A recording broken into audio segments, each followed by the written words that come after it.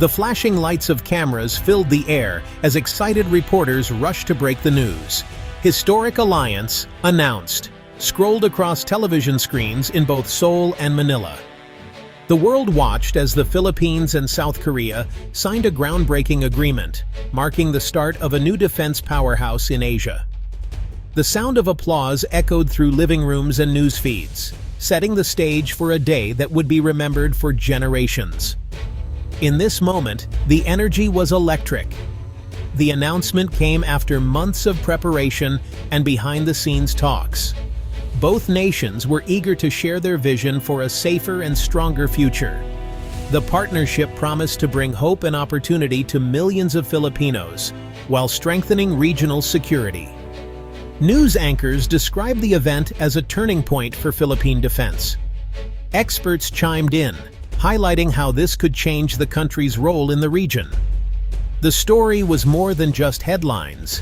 It was about a new path forward, forged together with a trusted friend. From the start, the world could see that history was being made. It was not only about defense, it was about building a foundation for growth, jobs, and national pride. Inside a grand hall sparkling with gold accents, the two presidents met face to face. President Ferdinand Marcos Jr. of the Philippines and President Yoon Suk-yeol of South Korea greeted each other with big smiles and a firm handshake. The flags of both countries stood tall behind them, symbolizing unity and friendship. Dignitaries and officials from both sides filled the room, their faces alight with excitement. The air buzzed with conversation as translators nodded in agreement, ensuring every word was understood. The hall, adorned with fresh flowers and banners, felt alive with hope. As the presidents walked to the center stage, they were welcomed by applause. Cameras flashed, capturing each moment for history. It was a moment of pride for both nations, showing their determination to work together for a better future. When the leaders finally signed the agreement, the room erupted in cheers. It was more than a paper.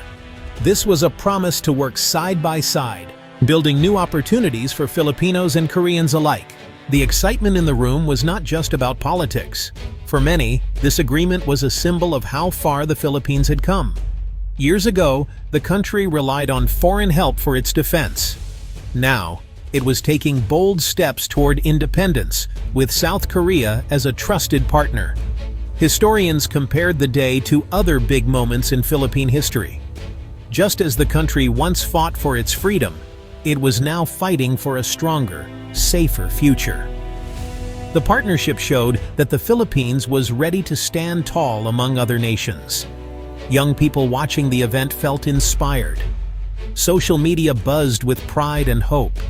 Teachers explained to their students that this was proof that hard work and strong partnerships could change a country's destiny. For the older generation, it was a dream come true. They remembered times when the country's defense was weak.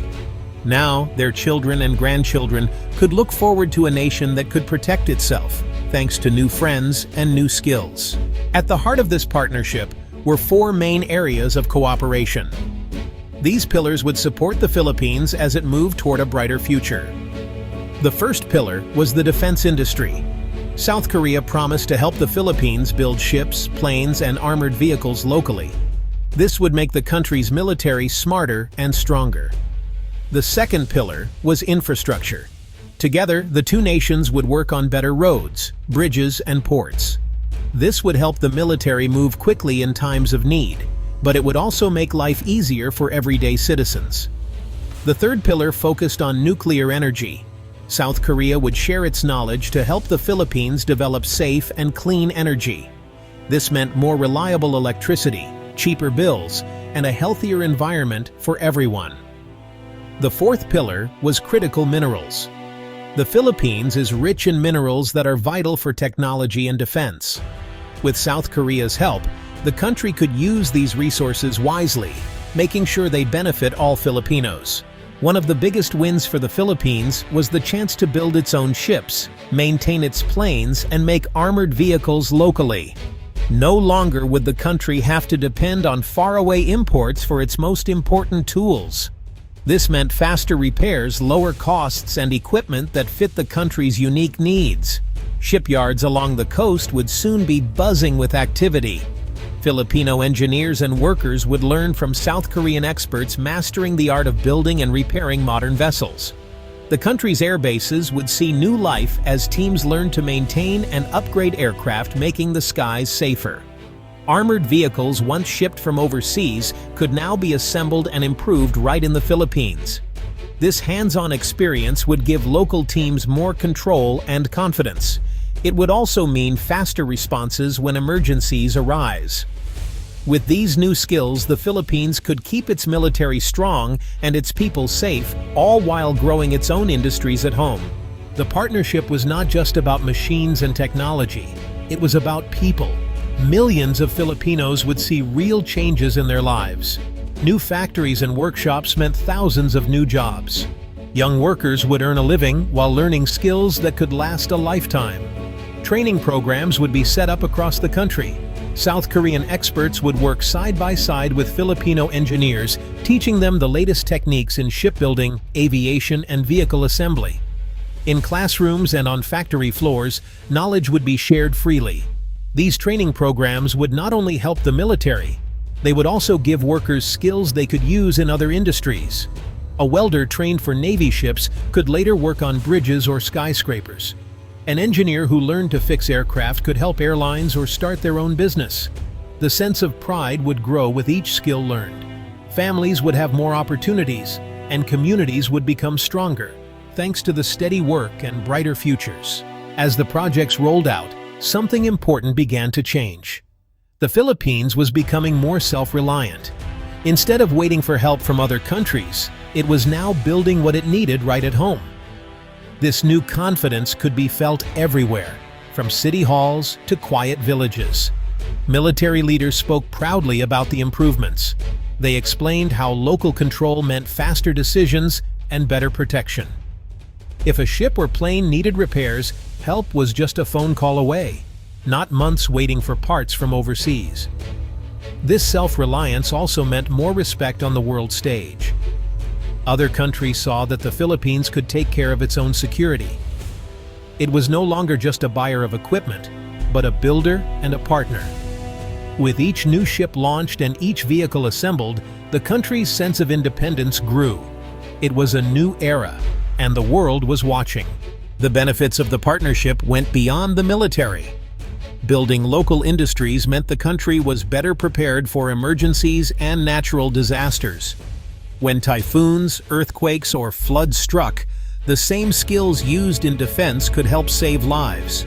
Modern ships and planes could quickly deliver aid to remote islands. Armored vehicles could reach areas cut off by floods or landslides.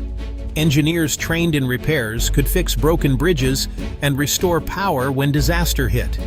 Communities felt safer knowing that help was closer than ever. Government agencies worked with local industries to create emergency plans, making sure resources were ready when needed most. By building strength at home, the Philippines was not only defending its borders, it was protecting its people from all kinds of dangers. Looking ahead, the partnership promised more than just a stronger military. It meant steady jobs, healthier families, and a sense of pride that reached every corner of the country. Young people dreamed of new careers, while older generations felt hope for the future. The Philippine and South Korean flags would fly side by side, not just in government halls, but in shipyards, factories, and classrooms. Each new ship, plane, or vehicle would be a symbol of what the two countries could achieve together. Communities would grow stronger, businesses would thrive, and the country's best resource, its people, would be empowered like never before.